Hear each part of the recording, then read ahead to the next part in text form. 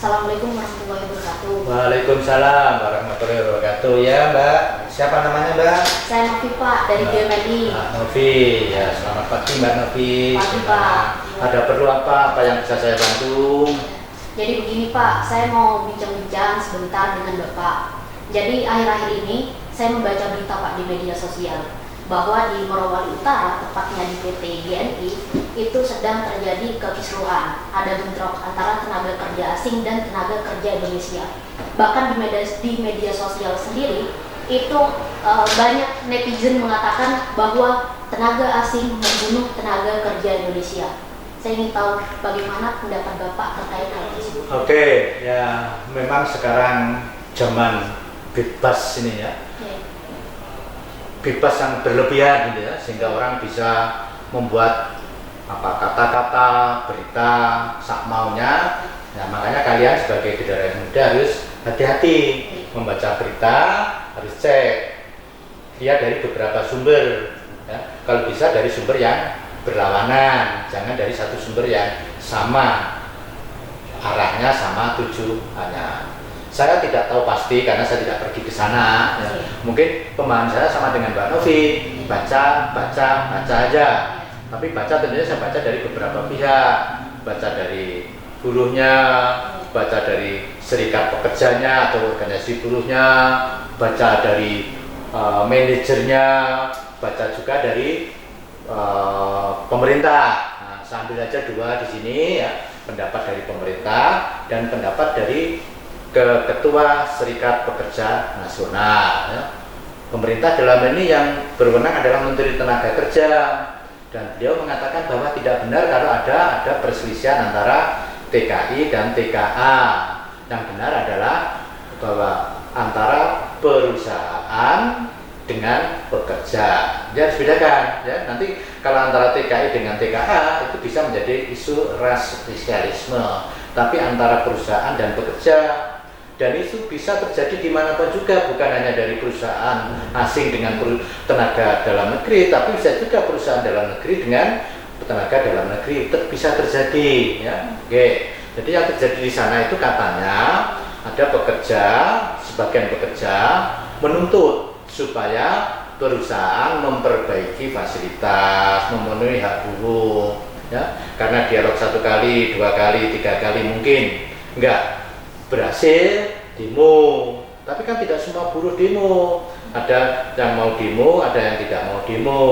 Lah yang mau demo ini memaksa yang tidak mau demo ini, akhirnya terjadilah perselisihan, perbedaan, kerusuhan, membakar dan seterusnya, sehingga di dalam perselisihan tersebut ya ada korban yang meninggal. Jadi bukan antara orang Indonesia dan orang Cina bunuh-bunuhan, bukan. Dalam kerusuhan terjadilah buruh yang meninggal, yang satu buruh Cina, yang satu buruh Indonesia. Itu yang saya baca loh ya. Dan ini juga dibenarkan oleh Ketua atau Sekjen kalau nggak salah Serikat Pekerja Nasional Pak Ramidi, bahwa itu adalah murni antara perusahaan dengan pekerja. Oke, jadi kita harus bedakan ini ya, bedakan. Selanjutnya Prof, ini sama, saya juga banyak berita yang saya baca bahwa investor terbesar dari PT GNI sendiri itu adalah dari Cina. Dan yang menarik adalah saat ada media yang datang ke sana ingin mewawancara, pekerja Cina yang ada di sana itu juga tidak bisa berbahasa Indonesia, hanya bisa bahasa Cina. Dari situ saya khawatir apa jangan-jangan Indonesia nantinya akan dikuasai atau katakanlah digadaikan kepada Cina. Oke, ya. Kalau kita berbicara tentang modal asing, ya, kita bicara modal asing, ya, investasi asing, ya, kalau investasi asing salah satu syaratnya, ya, bahwa karena dia membawa teknologi dari negaranya, ya, orang yang mampu menguasai teknologi pada tahap awal tentunya sebelum ada alih teknologi tentunya dari negaranya. Oleh karena itu tidak heran kalau dia juga membawa tenaga kerja dari negaranya, tidak hanya Cina. Kita dapat bantuan dari Inggris, dia juga akan membawa tenaga kerja dari Inggris dan seterusnya, karena mereka lebih familiar kan gitu. Nah, soal apakah nanti dengan banyaknya investasi Cina, Indonesia akan dikuasai Cina. Ya, kita lihat dulu. Sebenarnya yang investasi di Indonesia ini sebelum Cina kan sudah banyak. Ada Amerika, ada Inggris, ada Perancis, bahkan Jepang, Singapura. Kita tidak pernah memasalahkan. Kenapa tidak pernah memasalahkan? Kok kita tidak nanti dijajah Jepang, nanti dijajah Amerika. Baru setelah Cina masuk, ya, terjadilah isu bahwa Indonesia akan dikuasai oleh Cina. Jadi menurut saya itu semuanya adalah semacam perang, ya, perang dagang, saling menjelekan. Ya. Jadi perang dagang kalau tidak bisa langsung, maka yang dilakukan sekarang adalah bagaimana memprovokasi orang Indonesia. Kan dia nggak mungkin dia langsung Inggris perang dengan Cina di Indonesia, kan mungkin yang bisa diprovokasi. Jadi itu semata-mata adalah bahwa isu Indonesia akan dikuasai Cina itu adalah sebagian dari perang dagang supaya Indonesia tidak memasukkan modal dari Cina. Nah, kira-kira itu karena kepentingan yang lama ini terganggu ini ya. Oke. Nah, berikutnya Prof.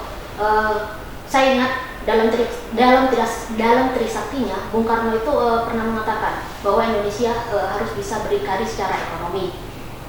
Tapi terkait dengan banyaknya modal asing, termasuk dari Cina, rasa khawatir itu masih ada bahkan sampai saat ini. Yang ingin saya tanyakan di sini, apakah investasi asing itu diperlukan? Mengingat dulunya di tahun 1950-an, Indonesia itu juga pernah melakukan nasionalisasi perusahaan asing. Jadi mohon pencerahannya. Oke, kalau kita berbicara investasi atau modal asing, ya, kita lihat dulu mungkin saya lihat kepentingan atau sejarah. Kita sejarahnya aja dulu ya, sejarahnya sebenarnya masalah investasi modal asing sudah lama terjadi, ya. Dan tidak hanya di Indonesia, di negara yang lain juga pasti terjadi, ya.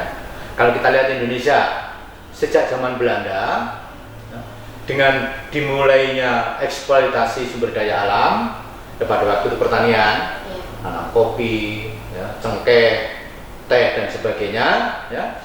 Karena pemerintah Belanda sendiri tidak mampu atau kurang mampu, maka mereka mengundang juga modal dari Inggris, dari Perancis untuk bersama-sama mengelola kekayaan yang ada di Indonesia. Dan itu kemudian diformalkan di dalam Undang-Undang Agraria tahun 1870. Jadi sejak zaman Belanda sudah ada. Kemudian zaman Belanda gimana?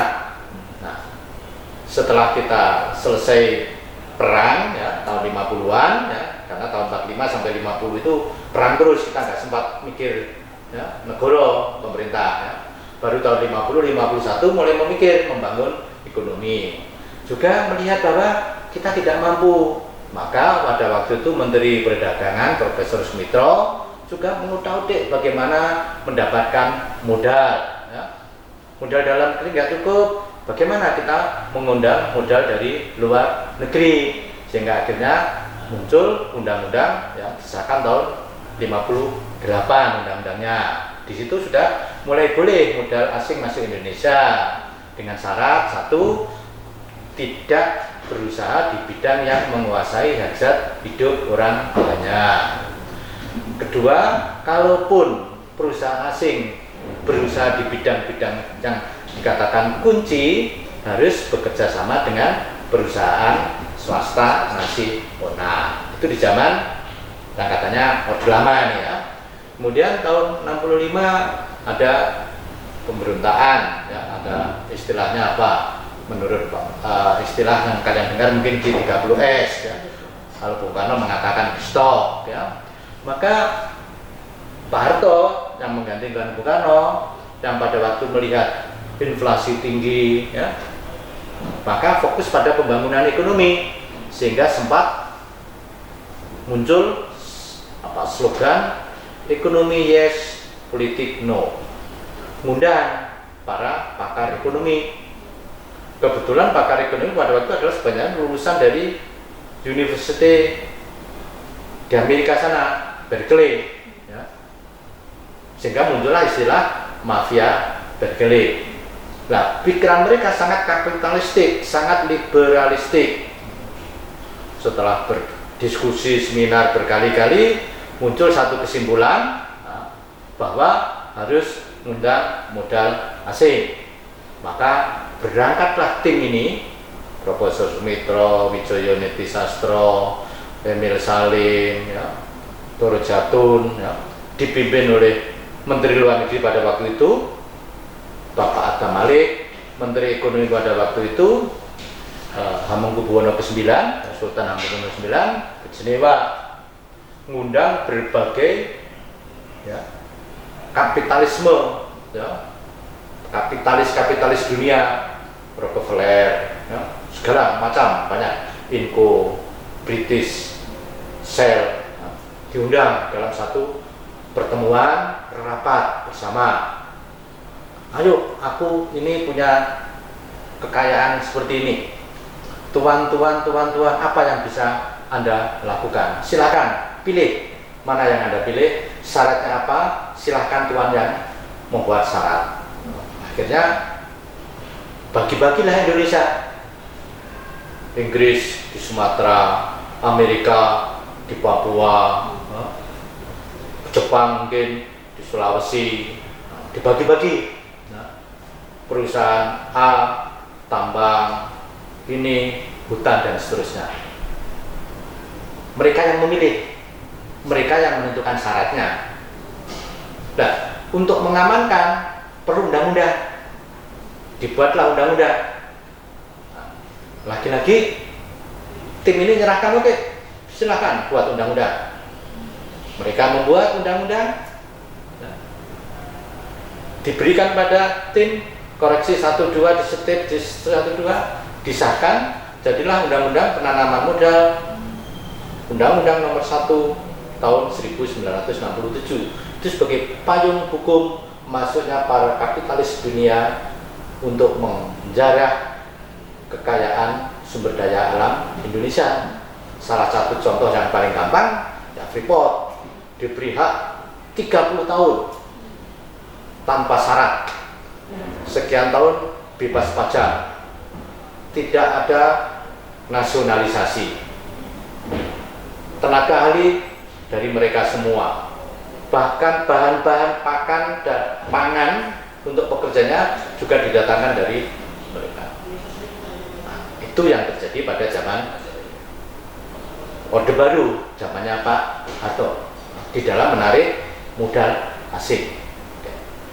Berjalan, Pak Harto diganti, prinsip Pak Habibie, hanya berapa bulan, nggak sempat. Gus Dur, beberapa tahun juga belum sempat. Megawati juga hanya berapa, 2-3 tahun juga nggak banyak perubahan. Zaman SBY melihat bahwa perlu ekonomi dipacu, lihat undang-undang yang ada, ditandani undang-undangnya, diperbaiki, dirubah, tapi bukan ke arah yang lebih baik untuk kepentingan bangsa Indonesia, tapi lebih menarik para investor lagi. Jadi dianggap Undang-Undang Nomor 167 itu kurang menarik, maka dibuatlah undang-undang baru, yaitu Undang-Undang Nomor 25 tahun 2007, yang di dalam undang-undang tersebut banyak perubahan yang merugikan kepentingan nasional. Antara lain, satu, ya, semula di dalam Undang-Undang 67 itu ada beberapa bidang usaha yang tidak boleh asing masuk. Di situ semuanya boleh masuk. Berhubungan dengan hajat hidup orang banyak, silahkan masuk, nggak apa-apa. Padahal di dalam undang-undang sebelumnya dilarang.